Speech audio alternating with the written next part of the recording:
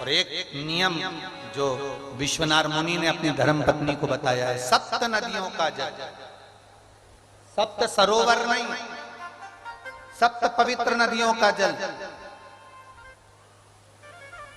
7 पवित्र नदियों का जल, उसमें से कावेरी, नर्मदा, गंगा, गोदावरी, सरस्वती, जितनी ये 7 नदियों की पवित्रता है, मंदाकिनी, नर्मदा, गंगा आदि, यमुना, 7 नदियों का जल एकत्रित कर और 7 नदियों के जल से किसी भी महादेव के मंदिर में एकांतेश्वर महादेव का नाम ले। कौन से महादेव? हमने पहले कथा में कहा है, कई बार एकांतेश्वर महादेव की कथा भी कही है, सुनिए आप लोगों ने। एकांतेश्वर महादेव का हमने वर्णन किया है। जिस दिन तुम्हें लगे कि मेरा ये काम होना चाहिए, उस दिन एकांतेश्वर महादेव के पास जाकर बैठ।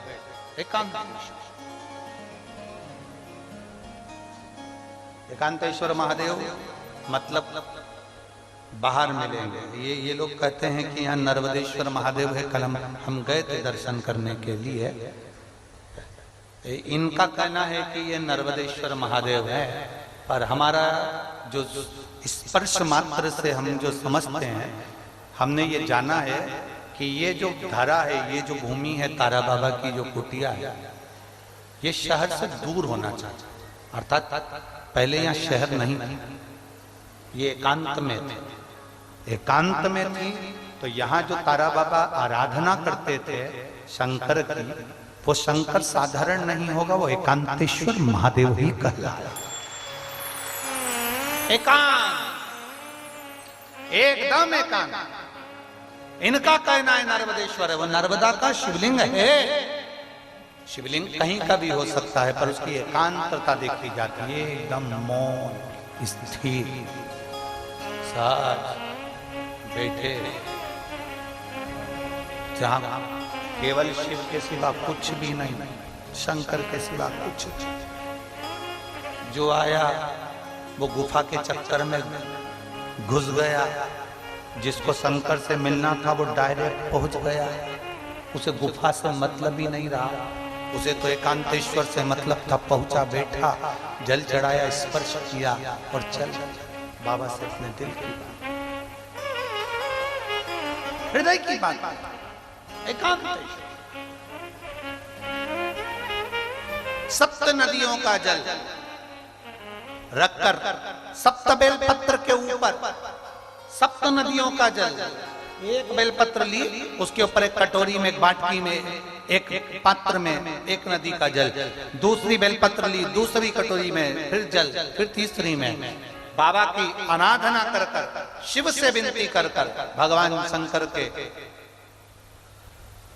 नामों का 108 नामों का जाप कर कर, श्री शिवाय नमस्तुभ्यम कर कर, एक कटोरा जहां से पानी बहकर नीचे आता है वहां लगा लीजिए और एक बेलपत्री को उठाकर शिव जी के शिवलिंग पर समर्पित करिए। समर्पित करते समय डंडी का मुख अशोक सुंदरी की ओर हो। अशोक सुंदरी का जगह मालूम है सबको? सबको मालूम है ना? अशोक सुंदरी की ओर मुख, अशोक सुंदरी फिर समझ गड़बड़ ना करिए।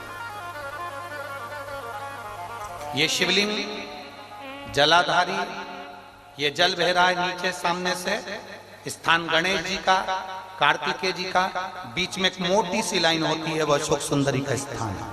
शिवलिंग ये जलाधारी माता पार्वती जी का हस्तकमल, शंकर जी के ऊपर जो जलधारी रखी रहती है ऊपर, जिसमें से एक एक बूंद नीचे गिरती है, वो शंकर भगवान की 5 लड़कियां हैं, जया, विषहरा, शामली बारी, दौतली, देव।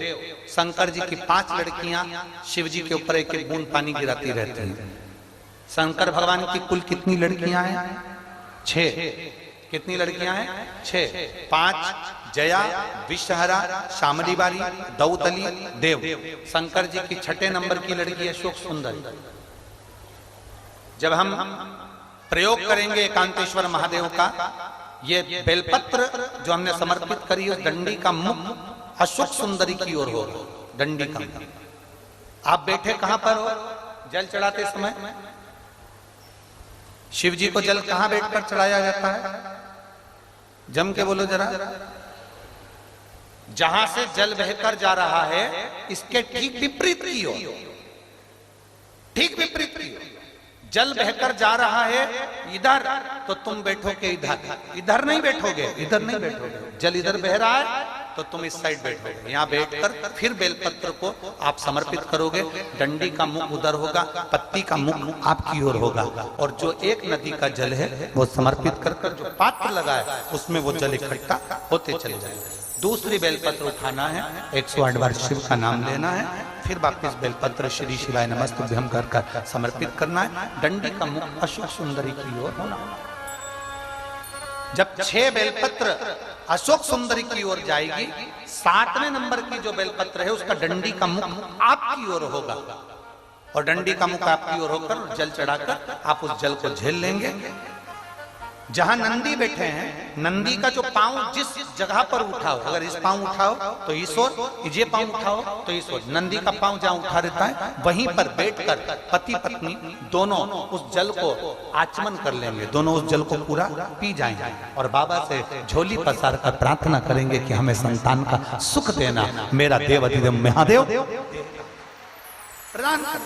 एकांतेश्वर महादेव का ये स्मरण करिए, एकांतेश्वर